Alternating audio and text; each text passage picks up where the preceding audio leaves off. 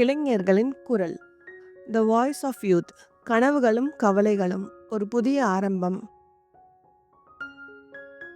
வணக்கம், நான் உங்கள் டாக்டர் உமா கருணாகரன். இளைஞர்களின் குரல் பாட்காஸ்ட்டுக்கு உங்களை அன்புடன் வரவேற்கிறேன். இளைஞர்களின் குரல்னா என்னன்னு நீங்கள் யோசிக்கலாம். இது வெறும் பாட்காஸ்ட் இல்லை, இது உங்களுக்கான ஒரு ஸ்பேஸ். இங்கே நம்ம சிரித்து பேசுவோம், சிந்திக்க வைப்போம், சில சமயம் சண்டையும் பிடிப்போம். ஆனால் எல்லாமே நம்மளை பற்றி தான்.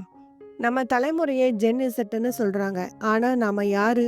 சமூக வலைத்தளங்களில் வைரலாகும் ஒரு மீம்மை போல 1000 கனவுகளையும் 1000 கவலைகளையும் சுமந்து ஓடிக்கொண்டிருக்கும் நாம் இந்த பாட்காஸ்ட் மூலம் நம்ம குரலை உரக்க பேச போகிறோம். வாங்க, நம்ம முதல் பயணத்தை தொடங்குவோம். நம்ம எல்லார் மனசுக்குள்ளேயும் ஒரு கனவு இருக்கும். என் நண்பன் ஒருத்தன் ஒரு பெரிய யூடியூபர் ஆகணும்னு ஆசைப்பட்டான். இன்னொருத்தன் ஒரு பெரிய ஸ்டார்ட் அப் கம்பெனியை உருவாக்கணும்னு கனவு கண்டான்.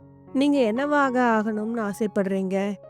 நீங்கள் கனவு கண்ட அந்த வேலையை செய்கிறீர்களா? சின்ன வயசில் எல்லாருக்கும் கிரிக்கெட் பிளேயர், டாக்டர், இன்ஜினியர்னு சொல்லியிருப்போம். ஆனால் வளர வளர நம்மளோட ஆசைகள் எப்படி மாறுது? புதுசாக ஒரு தொழிலை ஆரம்பிக்கிறது, ஒரு சோஷியல் மீடியா இன்ஃப்ளூயன்சராக ஆகிறதுன்னு 1000 ஆசைகள். ஆனால் அந்த கனவுகளுக்கு என்ன ஆச்சு? எனக்கு ஒரு பெரிய கவலை இருந்துச்சு.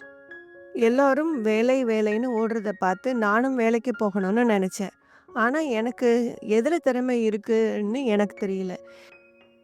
இந்த குழப்பம்தான் நம்மளை பல இரவுகள் தூங்க விடாமல் பண்ணுது. நம்ம படித்த படிப்புக்கு வேலை கிடைக்குமா, இல்லை வேலைக்கு புதுசாக ஏதாவது கற்றுக்கணுமா? வீட்டில் நல்ல மார்க் எடுக்க சொல்கிறாங்க, பெரிய வேலைக்கு போகணும்னு சொல்கிறாங்க. அவங்க எதிர்பார்ப்புகளை எப்படி பூர்த்தி செய்கிறது? என் ஃப்ரெண்டு ஒருத்தன் வெளிநாடு போயிருக்கான், இன்னொருத்தன் பெரிய சம்பளத்தில் இருக்கான். நான் மட்டும் இன்னும் இங்கேயே இருக்கேன்னு ஒரு மன அழுத்தம்.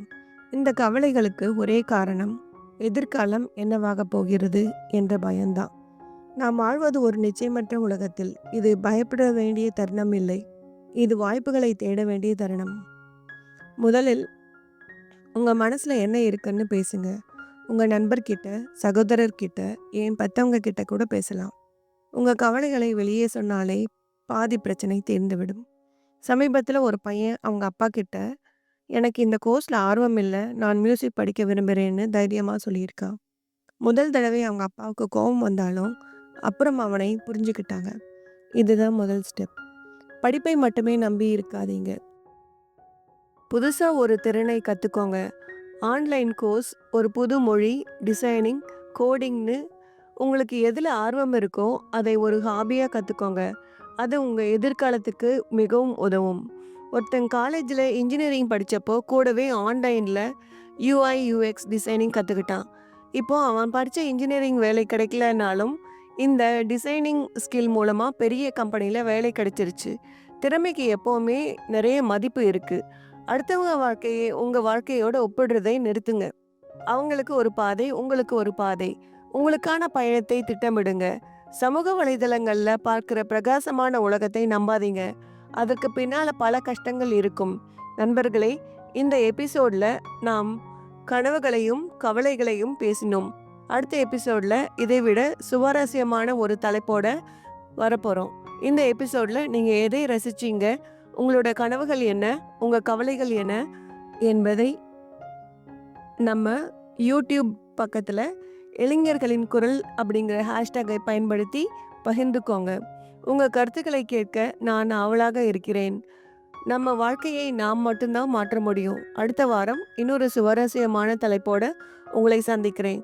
அதுவரை உங்களிடமிருந்து விடைபெறுவது டாக்டர் உமா கருணாகரன். நன்றி.